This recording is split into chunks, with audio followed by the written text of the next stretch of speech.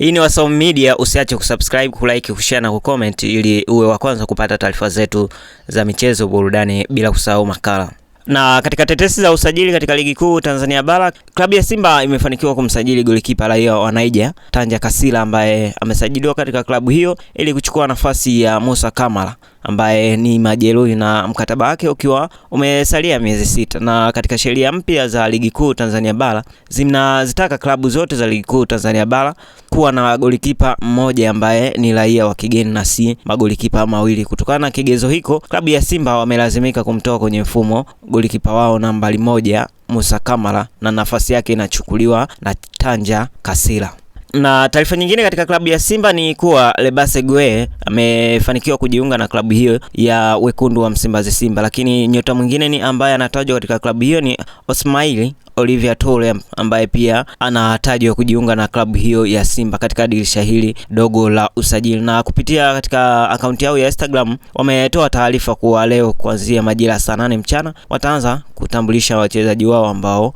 wamewasajili katika dirisha hili dogo. Bila kusahau nyota mwingine ambaye taarifa zinaeleza kuwa ameshasajiliwa na klabu ya Singida Black Star imethibitisha hilo ni beki wa kushoto Nixon Kibabage ambaye ameshawahi kupita katika kikosi cha klabu ya Yanga